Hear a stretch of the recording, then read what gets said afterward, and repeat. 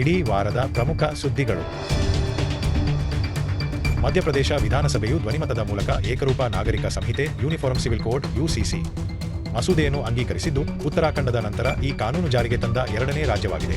ಈ ಕಾನೂನಿನ ಮೂಲಕ ಏಕಪತ್ನಿತ್ವ, ಸಮಾನ ಉತ್ತರಾಧಿಕಾರ ಹಕ್ಕು ಹಾಗೂ ವಿವಾಹ ಮತ್ತು ಲಿವ್ ಇನ್ ಸಂಬಂಧಗಳ ಕಡ್ಡಾಯ ನೋಂದಣಿಗೆ ಅವಕಾಶ ಕಲ್ಪಿಸಲಾಗಿದೆ. ಕೇಂದ್ರ ಸಚಿವ ಸಂಪುಟವು ರಾಷ್ಟ್ರೀಯ ಯೂರಿಯಾ ಹೂಡಿಕೆ ನೀತಿ 2026ಕ್ಕೆ ಅನುಮೋದನೆ ನೀಡಿದೆ. ಹೊಸ ಅನಿಲ ಆಧಾರಿತ ಯೂರಿಯಾ ಕಾರ್ಖಾನೆಗಳಲ್ಲಿ ಹೂಡಿಕೆಯನ್ನು ಉತ್ತೇಜಿಸಲು 12ರಿಂದ 16% ಹೂಡಿಕೆ ಮೇಲಿನ ಲಾಭಾಂಶ ರಿಟರ್ನ್ ಆನ್ ಎಕ್ವಿಟಿ ನಿಗದಿಪಡಿಸಲಾಗಿದ್ದು, ಭಾರತದ ಯೂರಿಯಾ ಆಮದು ಅವಲಂಬನೆಯನ್ನು ಕೊನೆಗಾಣಿಸುವತ್ತ ಇದು ಮಹತ್ವದ ಹೆಜ್ಜೆಯಾಗಿದೆ. ಸಂಯುಕ್ತ ರಾಷ್ಟ್ರಗಳ ಭದ್ರತಾ ಮಂಡಳಿಯ ಶಾಶ್ವತ ಸದಸ್ಯತ್ವಕ್ಕಾಗಿ ಭಾರತದ ಹೋರಾಟ ಮತ್ತಷ್ಟು ವೇಗ ಪಡೆದಿದೆ. ಶಾಂತಿ, security, humanitarian assistance, anti terrorism, technology and infrastructure ರೂಪರೇಖೆಯ ಮೂಲಕ ಭದ್ರತಾ ಮಂಡಳಿಯ ಸಮಗ್ರ ಸುಧಾರಣೆಗಾಗಿ ಭಾರತ ತನ್ನ ಅತ್ಯಂತ ಮಹತ್ವಾಕಾಂಕ್ಷಿ ರಾಜತಾಂತ್ರಿಕ ಅಭಿಯಾನವನ್ನು ಮುನ್ನಡೆಸುತ್ತಿದೆ. ಜನನ ಮತ್ತು ಮರಣ ನೋಂದಣಿ ತಿದ್ದುಪಡಿ ಮಸೂದೆ 2026 ಅನ್ನು ಲೋಕಸಭೆಯಲ್ಲಿ ಮಂಡಿಸಲಾಗಿದೆ. 1969ರ ಜನನ ಮತ್ತು ಮರಣ ನೋಂದಣಿ ಕಾಯ್ದೆಯಡಿ ನಾಗರಿಕ ನೋಂದಣಿ ವ್ಯವಸ್ಥೆಯಲ್ಲಿ ಮಹತ್ವದ ಸುಧಾರಣೆಗಳನ್ನು ಪ್ರಸ್ತಾಪಿಸಲಾಗಿದ್ದು, ದೇಶಾದ್ಯಂತ ಆಡಳಿತದ ಕಾರ್ಯಕ್ಷಮತೆ ಹಾಗೂ ಮಾಹಿತಿಯ ನಿಖರತೆಯನ್ನು ಬಲಪಡಿಸುವ ಉದ್ದೇಶ ಹೊಂದಿದೆ. ಅಮೆರಿಕವು ಭಾರತ ಸೇರಿದಂತೆ 60 ವ್ಯಾಪಾರ ಪಾಲುದಾರ ರಾಷ್ಟ್ರಗಳ ಮೇಲೆ 10ರಿಂದ 12% ಸುಂಕ ಟ್ಯಾರಿಫ್ ವಿಧಿಸಿದೆ.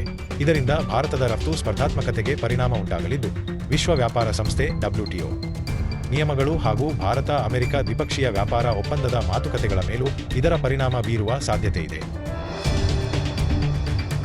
ಪಶ್ಚಿಮ ಬಂಗಾಳ ಪಂಚಾಯತ್ ದ್ವಿತೀಯ ತಿದ್ದುಪಡಿ ಮಸೂದೆ 2026 ಗ್ರಾಮ ಪಂಚಾಯತ್ ಅಧ್ಯಕ್ಷರಿಂದ ಹಣಕಾಸು ಅಧಿಕಾರಗಳನ್ನು ಅಧಿಕಾರಿಗಳ ಬ್ಯೂರೋಕ್ರಾಟ್ಸ್ ಕೈಗೆ ವರ್ಗಾಯಿಸಿರುವುದು ವಿವಾದಕ್ಕೆ ಕಾರಣವಾಗಿದೆ.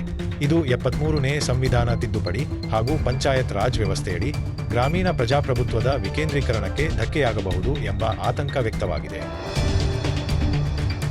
ಭಾರತವು 2025-26ನೇ ಹಣಕಾಸು ವರ್ಷದಲ್ಲಿ ವಿದ್ಯುತ್ ಜಾಲದ ಸುರಕ್ಷತೆಯನ್ನು ಕಾಪಾಡುವ ಉದ್ದೇಶದಿಂದ 133 ಗಿಗಾವಾಟ್ ಗಂಟೆಗಳಷ್ಟು ಸೌರ ವಿದ್ಯುತ್ ಉತ್ಪಾದನೆಯನ್ನು ನಿಯಂತ್ರಿಸಿದೆ ಕರ್ಟೇಲ್ಮೆಂಟ್.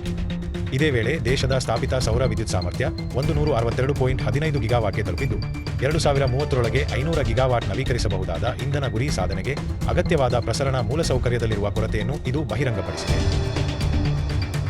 2026ರ ದ್ವಿತೀಯ ಬ್ರಿಕ್ಸ್ ವಿಜ್ಞಾನ ಅಕಾಡೆಮಿಗಳ ವೇದಿಕೆ ಬ್ರಿಕ್ಸ್ ಸೈನ್ಸ್ ಅಕಾಡೆಮೀಸ್ ಫಾರಂ ಹೈದರಾಬಾದ್ನ ಭಾರತೀಯ ತಂತ್ರಜ್ಞಾನ ಸಂಸ್ಥೆ IIT ಹೈದರಾಬಾದ್ನಲ್ಲಿ ಸುಸ್ಥಿರ ಅಭಿವೃದ್ಧಿಗಾಗಿ ಕೃತಕ ಬುದ್ಧಿಮತ್ತೆಯ ಬಳಕೆ ಎಂಬ ವಿಷಯದಡಿ ನಡೆಯಿತು.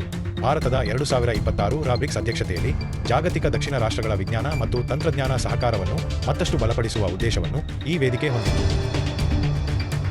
ಇನ್ನಷ್ಟು ಉಪಯುಕ್ತ ವಿಡಿಯೋಗಳಿಗಾಗಿ ನಮ್ಮ ಚಾನೆಲ್ಗೆ ಸಬ್ಸ್ಕ್ರೈಬ್ ಮಾಡಿ.